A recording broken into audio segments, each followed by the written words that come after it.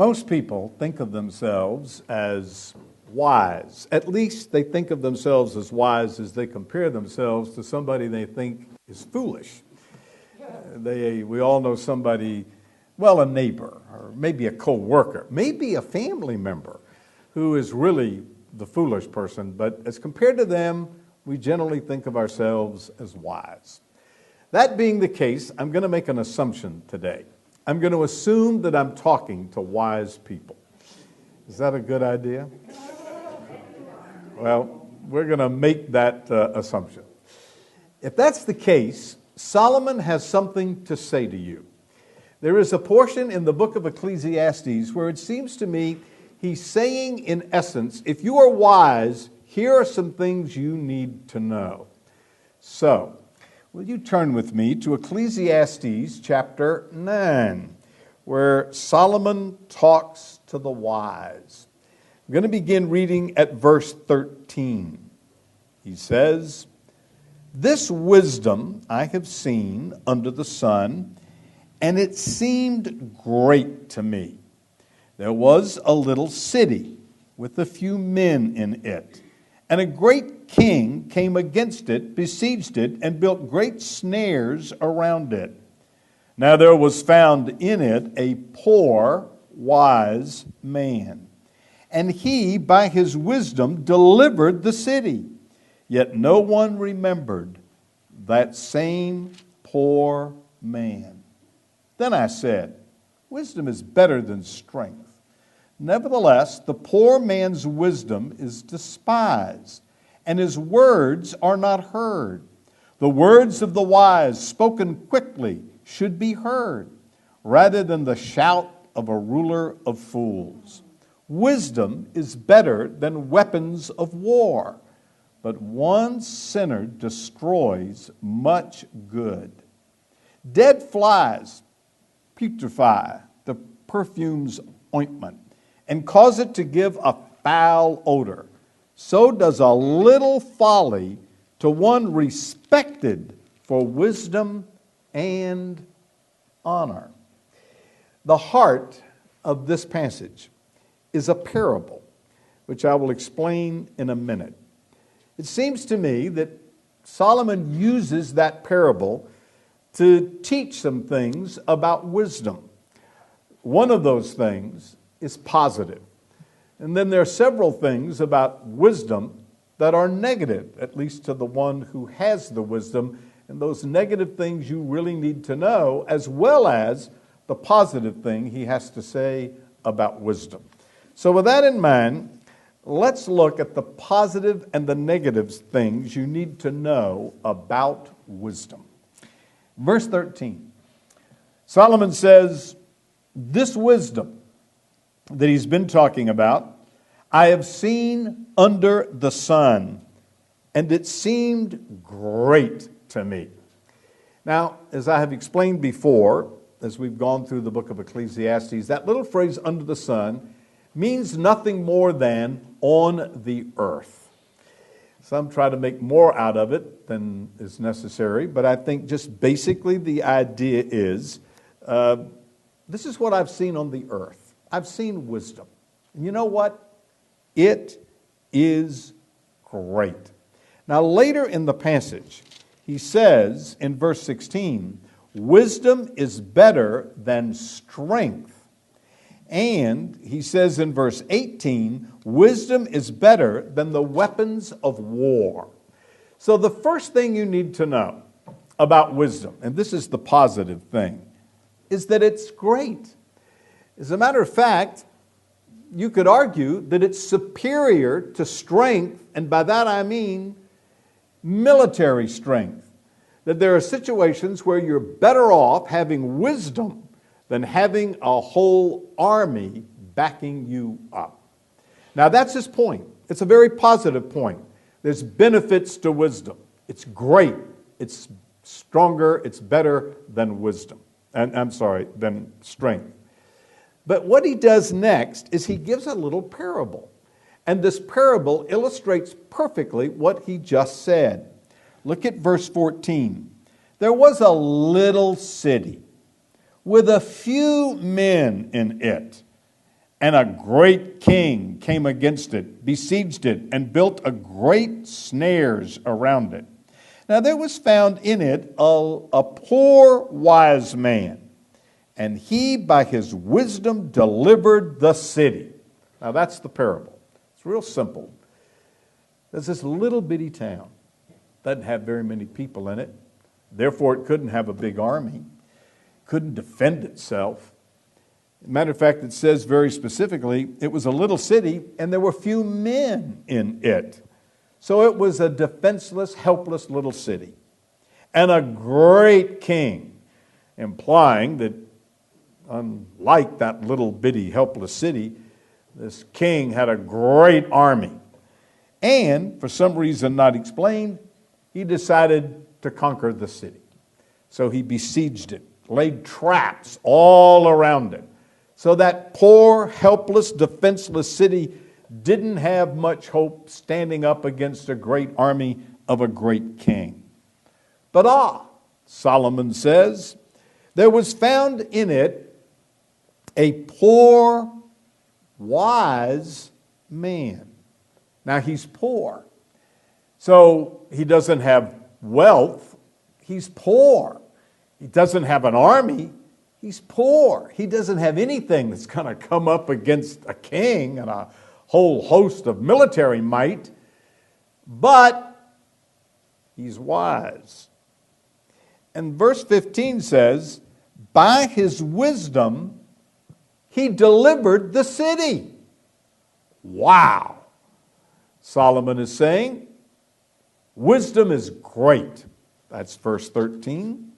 Wisdom is better than strength. That's verse 16. Wisdom is better than weapons of war. That's verse 18. So the single positive point he makes about wisdom in this passage is that it's great and it's superior to strength, and even, if you want to carry it that far, military strength. There's great advantages to having wisdom. I have a pastor friend, and he and I talk on the phone a lot. He's in another state. And we talked this week, and he said, hey, what are you preaching on Sunday? And I tell him what I'm preaching on, and he tells me what he's preaching on. And he said, I have a question. How did Solomon get so much wisdom? My immediate response was, well, the Lord gave it to him. I mean, remember, he asked for wisdom. Remember that? So the Lord gave it to him. And then this fellow said to me, but I'm sure he had wise counselors around him, right? That he collected wise people around him. And all of a sudden, I thought of this passage. I said, wait a minute. I don't know where Solomon got all his wisdom. I assume he gave it to the Lord. I think the Bible teaches that. But I think there's one case where I know where he got it. He got it from David. Let me tell you a story. We're told in 2 Samuel that there was a man that was against David, Sheba. And he retreated to a little city and, if I can use the word, harassed Israel. So David wanted to eliminate this fellow. So he commissioned a whole army to go down and, if necessary, destroy that city to capture that one guy. So that happened. Joab went down, surrounded the town, and they were toast, as we would say today. Now, in the story recorded in 2 Samuel, it wasn't a wise man, it was a wise woman who went out to talk to Joab and said, now look, what's your beef? We're people of peace. What's your problem here? What is it you want? And he said, well, David wants that one guy, Sheba. She said, got it. She goes back into town and she says, I got this figured out. Give him this fellow Sheba and we won't have any more problems. And that is exactly what they did. That's all they wanted, and the city was spared. Do you suspect that that's where Solomon may have gotten this idea at least?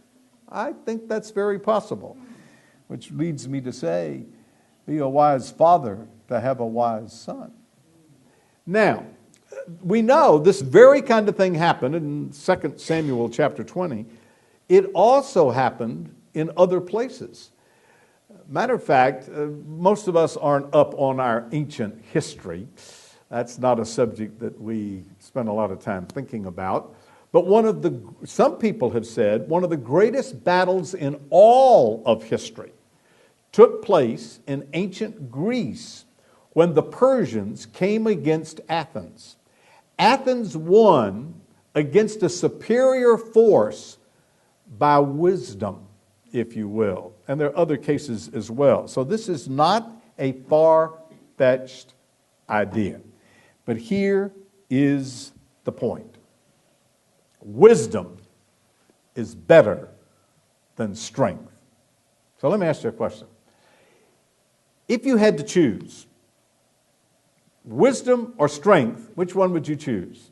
Now, I suspect the people listening to me right now would say wisdom, right? I mean, after all, I'm standing in a pulpit with a Bible open, preaching on wisdom. What are you going to say, right? Besides, you've lived long enough to know you need wisdom, right? I suspect some young people might say, I don't know, I'd take strength. I'll get wisdom later. Well, Solomon is simply saying, if you had to choose wisdom over great, even military power.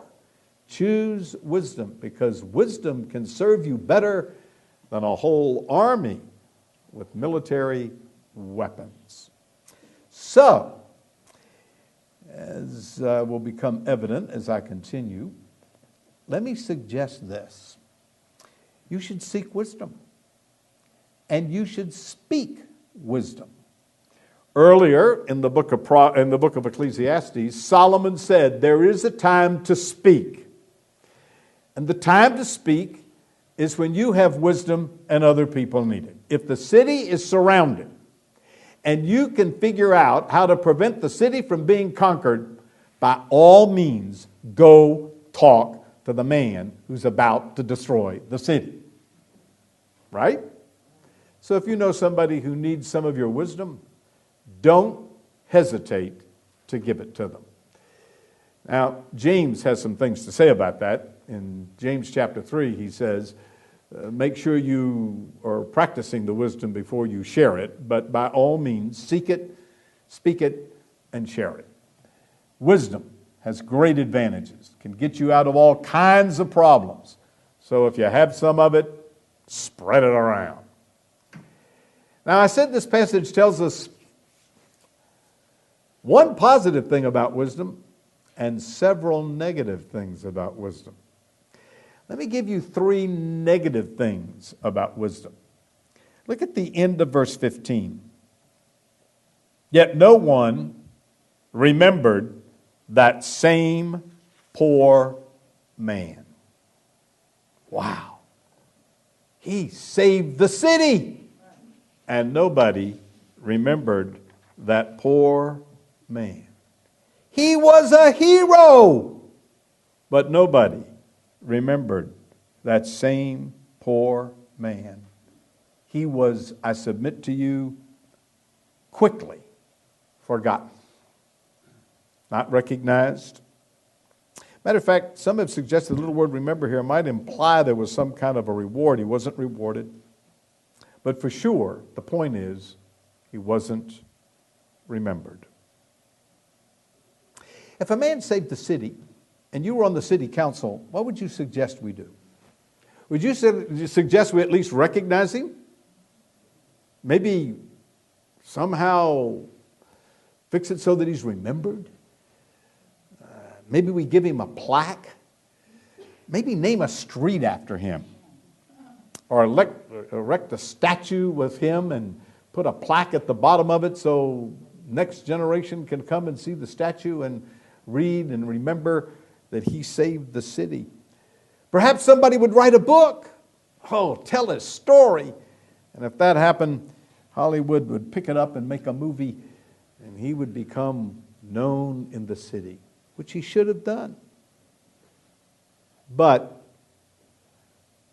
No one remembered that poor man. If you have wisdom, you need to know this. You need to share your wisdom. But you need to remember that you may be soon forgotten after that. They will forget what you did. So just know that. That even when that's done, even when good is done, great good, people will eventually forget you. People have short memories. All they want to know is, what have you done for me lately? Now, as you know, I've been going through the book of Ecclesiastes. Last Sunday at our potluck, Mike Bloodworth said to me, I've got a great illustration for you. Now, that's based on some things he heard in the book of Ecclesiastes. And I listened to what he had to say, and I said, Mike, that is a great illustration. Why didn't I think of that? It had to do with the walk of fame in Hollywood. I hadn't thought about that in a long time, so I went and did a little digging. By the way, let me ask you a question. How many of you know about the walk of fame in Hollywood? Who doesn't know about the walk of fame in Hollywood? Let me ask you this. When was that started? Have any idea? I'd have said, the 20s, 30s, 40s. Who was the first person to ever be given a star on the Hollywood Walk of Fame? And the other thing I wondered is, how many stars are there? So I did a little digging. Here's what I found out. The first star was given to Joanne Woodward, and it was placed on February the 9th, and this surprised me, 1960. And they designated 25 spaces for stars. And as far as I could determine, as of now, they filled up just shy of 2,400. They've extended the limits, by the way, but that's based on what I dug up. But here's what Mike said. This is the point. He said, if you walk down the Walk of Fame and you see names, there are some of those names that everybody would recognize. But if you keep walking, there are names that some young people wouldn't recognize. He said, now being older, I would, but they wouldn't because they don't know these people. And if you keep walking, he said, you'll bump into names. And he said, I see names I don't recognize. And that's why that's such a great illustration. You mean to tell me that somebody in the entertainment world was so outstanding, they got a star in the Walk of Fame, and nobody knows their name? Wow. That's what Solomon says you need to know. Don't expect people to remember your name. Give them wisdom anyway. Don't expect people to give you credit for the wisdom. Give it to them anyway. Share your wisdom. Save the city, knowing that you may be forgotten. Harry Truman said, it's amazing what people can accomplish if they do not care who gets the credit. So if you've got wisdom, save the city. And don't worry about the credit. Matter of fact, the Lord will give you credit when he says, well done, my good and faithful servant. But you need to know, I think there are people who try to help and then they want some kind of recognition. I'm hesitant to do that. I think they deserve it and it's proper, but Jesus said then they get their reward. And I sometimes think maybe we're stealing their reward. So serve and give, especially if you have wisdom. But just know, they may forget your name. They may forget to give you credit. Now that's one negative thing.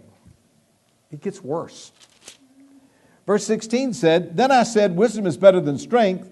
Nevertheless, the poor man's wisdom is despised. What? They're going to forget him and despise his wisdom. Are you kidding me? Who despises wisdom? Matter of fact, I looked at that this week and I thought, boy, who does that apply to? Well, maybe the Hebrew word would help me. So I looked that up and it meant contempt. That didn't help. Disdain. Who disdains wisdom? Who despises wisdom? Who has contempt for wisdom? Are you out of your mind? I thought, who does that? And then it dawned on me. The Bible's very clear about who does this. Very clear. In Proverbs chapter 1, verse 7, Solomon says, fools despise wisdom and instruction. That's the word for somebody who doesn't listen to wisdom. According to the Bible, they are a fool. And that got me started. Well, who might that be? Who are fools? Now, as you know, I went through the book of Proverbs a couple of years ago, and I sent them out one at a time, and I examined each verse and tried to figure out what they were. Well, one of the times when I sent those out, I categorized them. So I have in my computer all the verses related to the sluggard, all the verses related to the parent-child relationships and all. And someday I hope to maybe do a series of sermons on some of those topics. That would be interesting, wouldn't it? At any rate, I have them all listed for fools, so I dusted off that file and I looked at it, and I came up with 4 kinds of fools that despise wisdom. You ready? There is the know-it-all fool. Proverbs 12:15 says, the way of a fool is right in his own eyes, but he who heeds counsel is wise. So there's the first kind of fool. You can't tell him anything because he knows it all. He's the know-it-all fool. Think of a 13-year-old or a 15-year-old or a 16-year-old or a 26-year-old or a 36-year-old or a 76-year-old. You know any fools like that? They come in all ages. They are proud, high-minded, self-sufficient. Their standard for determining what is wrong is their own opinion, and you cannot tell them anything because they know everything and will not listen. We tend to listen to those who tell us what we want to hear. But if we're bent on doing it our way, we won't hear anybody else. So you don't hear. You despise wisdom. Why? Because you're going to do what's right in your own eyes. That's the first fool. The second type of fool I found in the book of Proverbs is what I'm going to call the talking fool. Listen to Proverbs 10:8. The wise in heart will receive commands, but the prating fool will fall. Meaning, he's talking instead of listening. And since fools think they know everything, they don't need to receive instruction. The wise person is teachable, but a fool does not stop chatting long enough to learn anything. They have much talk and little substance. Somebody has said, because of their unwillingness to learn, loud-mouthed fools are hurled down to their ruin.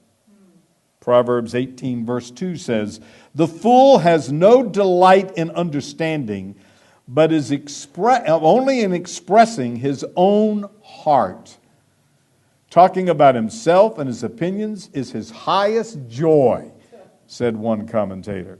He refuses to listen to people with understanding. He's only interested in expressing his own heart or displaying what he knows. He does not want to gain knowledge. He only wants to share his views. Another has said, the fool has a closed mind and an open mouth. That's the talking fool. The third I found was a deceived fool. Proverbs 14 verse 8 says, "The wisdom of the prudent is to understand his ways, but the folly of fools is deception." Fools do not consider their ways, and consequently they act foolishly. And when they act foolishly, they end up deceiving themselves. You talk to a fool, and all he'll do is justify his folly, which is what trips them up. So there's the know-it-all fool, the talking fool, and the deceived fool. I got one more. The sinning fool. Proverbs 13:19 says, "It is an abomination to fools to depart from evil." That's an interesting twist on the use of abomination. Rather than depart from evil, they think it's an abomination. They abhor ceasing to seek evil because they think that's what will please them. Fools mock sin. That's Proverbs 14, verse 9. The more I read in Proverbs, the more I got intrigued by this. Let me give you some other insights of Solomon about fools. Proverbs 24, verse 7 says, "Wisdom is too lofty for a fool. He does not open his mouth in the gate." And the gate means in the public square where they conducted business. But what I thought was interesting about that verse is it's beyond their grasp. They don't get it. And it's almost like they can't get it. You ever talk to anybody like that? Boy, have I. Or Proverbs 17:12 says, "Let a man meet a bear robbed of his cubs rather than a fool in his folly." Now, the rage of a bear was notorious in those days. And Solomon is simply comparing encountering a fool versus a mother bear trying to protect her cubs. And one commentator said the point is this: once he gets crazy ideas in his head, nothing will stop him. The fools are less rational than a wild beast. Proverbs 23, verse 9. "Do not speak in the hearing of a fool, for he will despise the wisdom of your words." Which is an echo of exactly what Solomon is saying in Ecclesiastes chapter 9. Now, I need to clarify. When he says don't speak wisdom in the hearing of a fool, I think he means don't speak directly to him. He's not saying don't speak wisdom that's overheard by a fool. He's saying there comes a point when you cease to give some people wisdom because they despise it and they are not going to hear it. So, to quote another, don't try to teach a dull, stupid fool. You are wasting your time. End of quote. Trying to teach a thick-headed, stubborn fool is useless. Do not give what is holy to the dogs, nor cast your pearls before swine. You know who said that? Jesus. Matthew chapter 27. So, don't cast your pearls before swine. There comes a time when you should not give your wisdom to somebody else. Earlier in the book of Proverbs, Solomon says there's a time to speak and there's a time to be silent. Well, I think in the first part of the passage we're looking at, the time to speak is when you've got wisdom and it can help save a city. And the time to be silent is when somebody's not going to hear you. And they despise the very wisdom that you're giving them. So there comes a time when you just say nothing. And the silence is deafening. But that's what Solomon is saying. And he says it very specifically in the book of Proverbs. So, you have some wisdom, Give it. But don't think they're going to make a hero out of you. They may forget you. And they may despise your wisdom. So you also need to know there's a time you don't give it. After you've given it, and it's evident that the person despises it. There is a third thing you need to know about wisdom that is of a negative sort. Pick it up at verse 18. Wisdom is better than weapons of war, but one sinner destroys much good. Now, there's a chapter break here, and I think that's unfortunate. It's possible that maybe there's a subject break here. But I think the next proverb in chapter 10, verse 1, so fits what he says in verse 18. And the idea is this. If you put a bunch of dead flies on a perfume, the flies are going to stink up the perfume. Well, to use Solomon's phrase, it's going to give off a foul odor. So a little folly to one respected for wisdom and honor. Wow. Here's what you need to know. I'm assuming I'm talking to wise people. Well, you need to know that you need to share your wisdom. It may help people a great deal. But you need to know you may be forgotten. And in some cases, they may despise your wisdom. But this is what else you need to know. You who have wisdom, can do something stupid.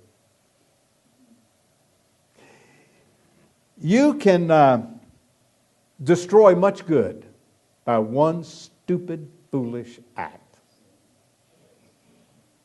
And that would be like piling a pile of dead flies on perfume. It'll stink up your reputation. Matter of fact, he specifically says in verse 18, it'll destroy much good, and he says your honor. It's chapter 10, verse 1.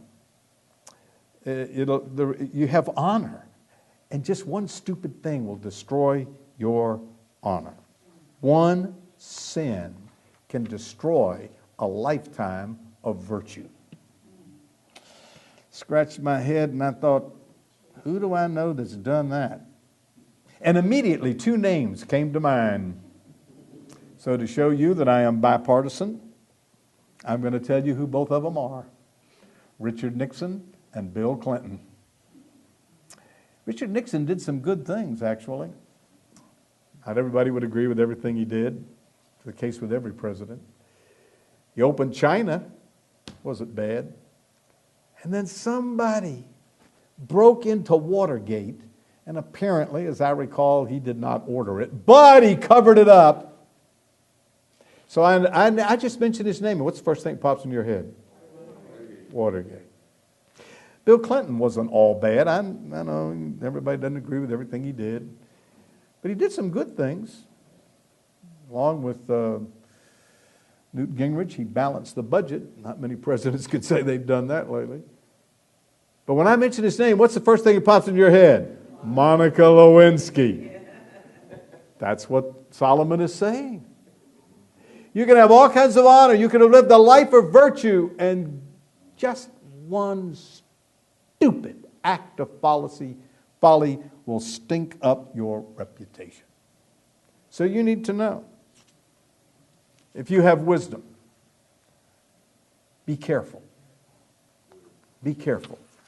One little act of folly can destroy your honor. Ouch. How are we doing? Did you learn anything today? Yeah. The wise need to know that wisdom is superior to strength, but you may be forgotten, your wisdom may be despised, and your respected wisdom and honor can be destroyed by a little folly. I want to end by talking to 2 people. I want to talk for just a second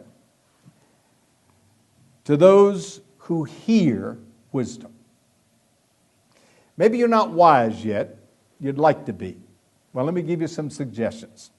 If you went back through this passage and you looked at what he says that would apply to people hearing wisdom, I think you'd come up with three things. Don't despise it. Listen to it. And remember it. The second group I want to talk to very briefly are those who have wisdom. Solomon would say, again, three things. Expect to be forgotten. 2, expect that your wisdom will be despised. And number 3, be careful. Beware of a little folly. Paul says in 1 Corinthians, let him who thinks he stand take heed lest he fall. The wise can be foolish. I started out saying, I'm assuming I'm talking to wise people. Well, if you consider yourself wise, this is what you put in your pocket as you leave. Wise people can be foolish. Wise people can do stupid things. Mature people can do immature things.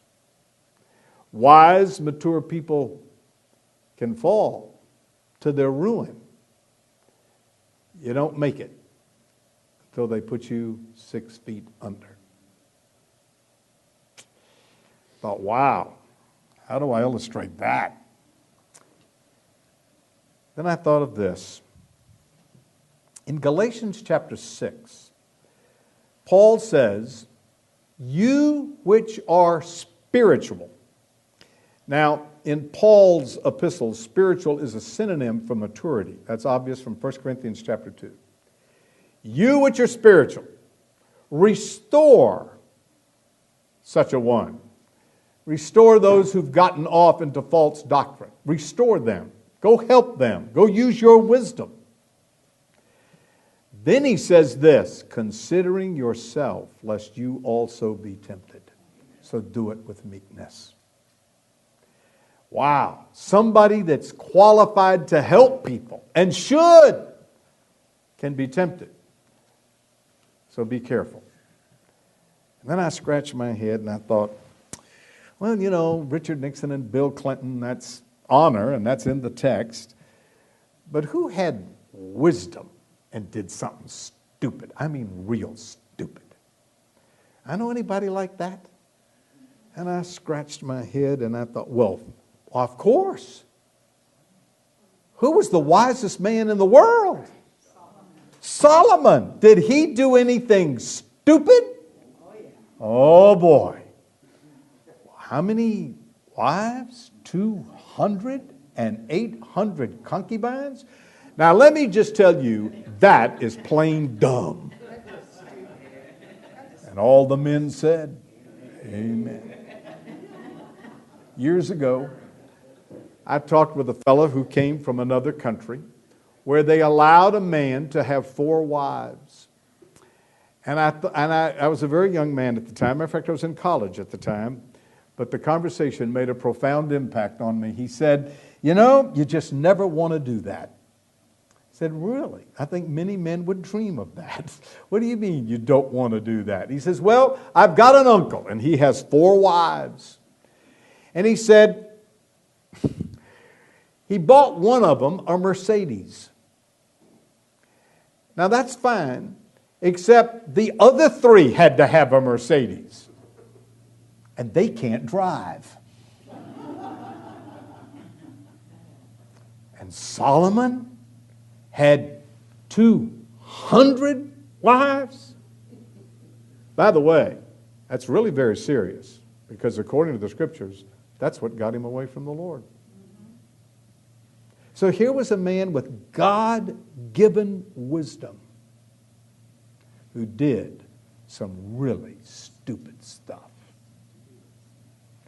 So the conclusion is, take heed when you think you stand, lest you fall.